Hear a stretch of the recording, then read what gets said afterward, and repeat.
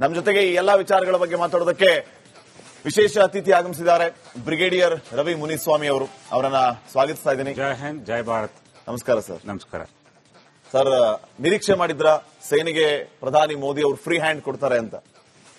ಇದು ಗೊತ್ತಿದ್ದ ವಿಷಯನೇ. ಯಾಕೆಂತ ಹೇಳಿದ್ರೆ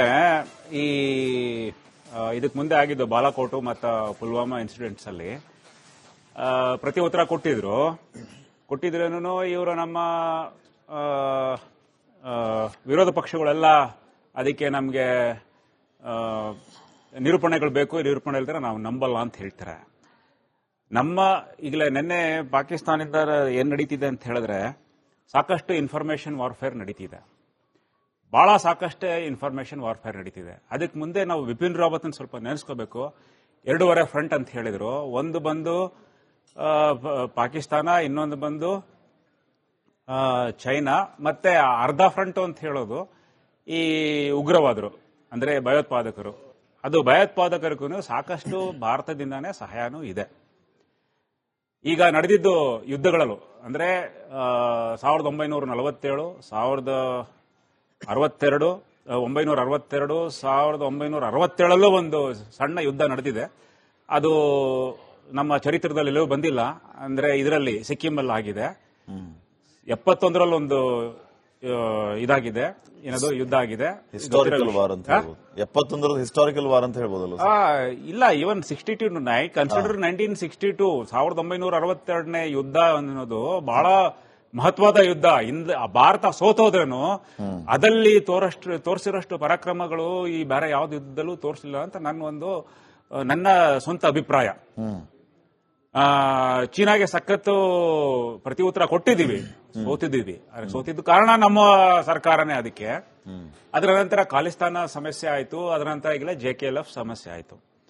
ಈ ಒಂದು ಸಮಯದಲ್ಲಿ ಒಂದು ವ್ಯತ್ಯಾಸ ಏನು ಅಂತ ಹೇಳಿದ್ರೆ, ಈಗ ನಮಗೆ ಆಗ್ಲೇ ಈ ನಡೆದ ಸಾರಿ ನಡೆದ ಯುದ್ಧಗಳಲ್ಲೆಲ್ಲ ಈ ನೌಕಾಪಡೆ, ಭೂಸೇನೆ ಮತ್ತು ವಾಯುಪಡೆ ಇವರೆಲ್ಲ ಒಂದೊಂದು ಬೇರೆ ಬೇರೆಯಾಗಿ ಅವರು ಪ್ಲಾನ್ ಮಾಡ್ತಾ ಇದ್ರು, ಕೋಆರ್ಡಿನೇಷನ್ ಇತ್ತು. ಆದ್ರೆ ಈಗಲೇ ಮತ್ತೆ ಅವ್ರನ್ನೆಲ್ಲ ಒಗ್ಗೂಡಿಸೋದಿಕ್ಕೆ ಒಂದು ಚೀಫ್ ಆಫ್ ಡಿಫೆನ್ಸ್ ಸ್ಟಾಫ್ ಅಂತ ಒಬ್ಬರಿದ್ದಾರೆ. ಅದರ ಪರಿಣಾಮ ಬಹಳನೇ ಜಾಸ್ತಿ ಇದಾಗತ್ತೆ. ಯಾಕೆಂತ ಹೇಳಿದ್ರೆ ಒಂದು ಮೂವರನ್ನು ಒಂದೇ ಯೋಚನೆಯಲ್ಲಿ ಅದು ಹೋಗ್ಬೇಕಾಗಿರೋ ವಿಷಯ, ಯಾವಾಗೋ ಬರಬೇಕಾದ ವಿಷಯ ಆದ್ರೆ ಬಂದಿದೆ. Better late than B never ಅಂತ ಒಂದು ವಿಷಯ ಕ್ರಮ ತಗೊಂಡಿದೆ. ನನ್ನ ಒಂದು ಅನಿಸಿಕೆ ಏನು ಅಂತ ಹೇಳಿದ್ರೆ, ಇನ್ಫಾರ್ಮೇಶನ್ ವಾರ್ಫೇರ್ ಸಾಕಷ್ಟಾಗ ನಡೀತಾ ಇದೆ. ನಿನ್ನೆ ಅದೇ ಯಾರೋ ಒಬ್ರು ಫೋನ್ ಮಾಡಿದ್ರು, ನಾರ್ದರ್ನ್ ಆರ್ಮಿ ಕಮಾಂಡರ್ ಅಂದ್ರೆ ದಂಡನಾಯಕ, ಉತ್ತರ ಪ್ರಾಂತದವರು ಅರೆಸ್ಟ್ ಮಾಡ್ಬಿಟ್ಟಿದ್ದಾರೆ ಅಂತ ಹೇಳ್ಬಿಟ್ಟು. ನಾನು ಸೋಷಿಯಲ್ ಮೀಡಿಯಾನಲ್ಲಿ ಹೋಗಿ ನೋಡಿದೆ. ಅಲ್ಲಿ ನೋಡಿದ್ರೆ ಎಲ್ಲಾ ಉರ್ದುಲಿತ್ತು. ಆಮೇಲೆ ಗೊತ್ತಾಯ್ತು ಇದು ಪಾಕಿಸ್ತಾನ ಕಡೆಯಿಂದ ನಡೀತಿರೋ ಒಂದು ಇನ್ಫಾರ್ಮೇಶನ್ ವಾರ್ಫೇರ್.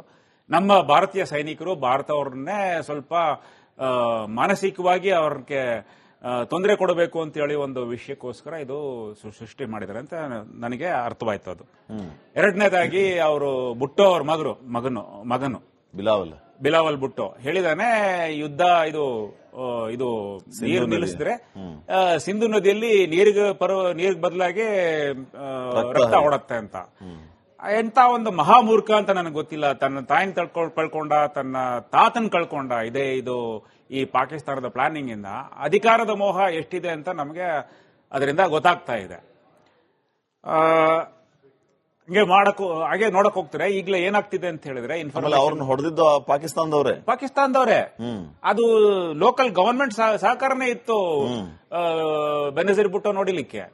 ಆಮೇಲೆ ಇವರು ನಮ್ಮ ಇಮ್ರಾನ್ ಖಾನ್ ಈಗ ಅವರು ಬಂದಿಯಾಗಿದ್ದಾರೆ. ಅವರು ಒಂದು ವ್ಯರ್ಥ ಬಹಿರಂಗವಾಗಿ ಹೇಳಿದ್ದಾರೆ, ಈ ತರ ಇದೊಂದು ದೊಡ್ಡ ನಾಶಕವಾದ ಒಂದು ಕ್ರಮ ಅಂತ ಹೇಳಿದ್ದಾರೆ.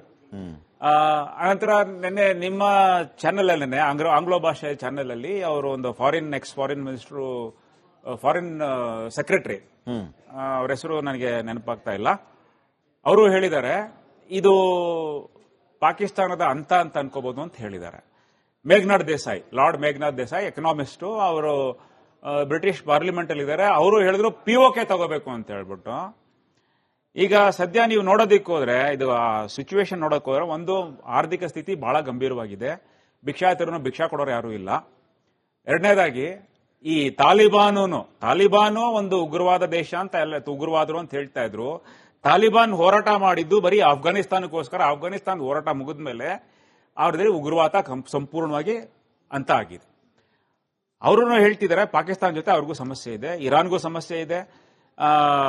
ನಮ್ಮ ಇದು ಬಲೂಚಿಸ್ತಾನ್ ಬಲೂಚಿಸ್ತಾನು ಅದನ್ನು ಫೋರ್ಸಿಬಲ್ ಆಕ್ಯುಪೇಷನ್ ಹೆಂಗೆ ಪಾಕ್ ಪಿಒಕೆ ಹೆಂಗ್ ತಗೊಂಡ್ರು ಅದೇ ತರ ಅವರು ಬಲೂಚಿಸ್ತಾನ್ ಮೇಲೇನು ಆಕ್ರಮಣ ಮಾಡಿನೇ ಅದನ್ನು ಸೇರಿಸ್ಕೊಂಡಿರೋದು. ಬಲೂಚಿಸ್ತಾನ್ ಅದರ ಇವನ್ ಅಫ್ಘಾನಿಸ್ತಾನದಲ್ಲಿ ಈಗಲೂ ಒಂದು ಟ್ರೂಪ್ ಪಾಕಿಸ್ತಾನದ ವಿರುದ್ಧ ನಿರಂತರ ಹೋರಾಟ ಮಾಡ್ತಾನೆ ಇದೆ, ನಡೀತಾನೆ ಇದೆ.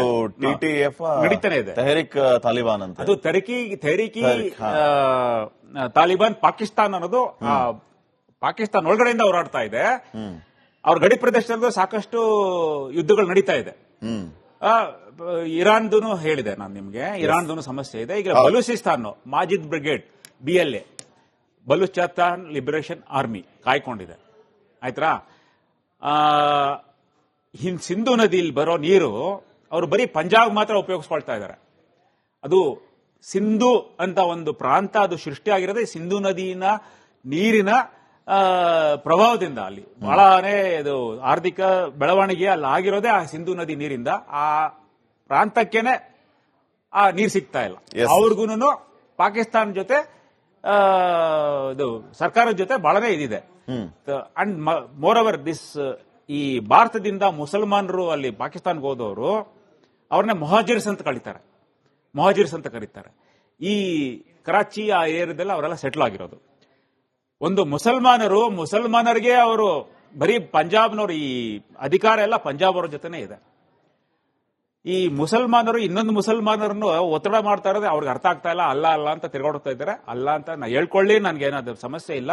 ಆದ್ರೆ ಈ ಅಲ್ಲಾನ್ ಇಟ್ಕೊಂಡು ಮುಲ್ಲಾನ್ ಬಿಟ್ರೆ ಅವರು ಬಹಳ ಚೆನ್ನಾಗಿ ಮುಂದುವರಿತಾರೆ. ನನ್ನ ಅದು ನಂಬಿಕೆ. ಈ ಒಂದು ಭಾರತದ ಮೇಲೆ ಇರೋ ದ್ವೇಷನ ಕಳ್ಕೊಂಡ್ರೆ ಪಾಕಿಸ್ತಾನನು ಭಾರತಕ್ಕೆ ಸಮಾನವಾಗಿ ಮುಂದುವರಿಯಷ್ಟು ಅವರಿಗೆ ಅವ್ರ ಮನಸ್ಸಲ್ಲಿದೆ. ಆದ್ರೆ ಅವರು ಹಿಂದುಳಿತಾ ಇರೋದು ಒಂದೇ ಕಾರಣ, ಈ ಭಾರತದ ಮೇಲೆ ಇರೋ ದ್ವೇಷ. ಹುಟ್ಟಿದ ಮಗನಿಂದ ಶುರುವಾಗತ್ತೆ. ಈಗ ಹೇಳಬೇಕು ಅಂತ ಹೇಳಿದ್ರೆ ಸೂರ 9 ಆಯಾತ್ 5 ಓದ್ ನೋಡಿ ಗೊತ್ತಾಗತ್ತೆ. ಈ ಅಲ್ಲಾಹ್ ನಂಬದವ್ರನ್ನೆಲ್ಲ ಯಾವತ್ತೂ ಕೊಳ್ತಾನೆ ಇರಬೇಕು. ಯಾರು ಅವನ್ ನಿಮ್ಮ ಜೊತೆ ಪ್ರಾರ್ಥನೆ ಮಾಡೋದಕ್ಕೆ ಬರ್ತಾನೋ ಅವನ್ ಬಿಟ್ಟಿಡ್ಬೋದು ನೀವು ಅಂತ ಒಂದು ಅದು ಕ್ಲಿಯರ್ ಆಗಿ ಹೇಳ್ತಾ ಇದೆ. ಅವ್ರ ಮಧ್ಯದಲ್ಲಿ ಪರಸ್ಪರ ಮತ್ತೆ ಸಹೋದರ ಮನಸ್ಸು ಬಂದು ಬರೀ ಮುಸಲ್ಮಾನರ ಜೊತೆ ಇರಬೇಕು, ಬೇರೆ ಯಾರ ಜೊತೆನೂ ಇರಬಾರ್ದು ಅಂತ ಅದಲ್ಲಿ ಹೇಳಿದೆ. ಈ ತರ 400 ಶ್ಲೋಕಗಳಿದೆ ಅವರಲ್ಲಿ. Yes sir.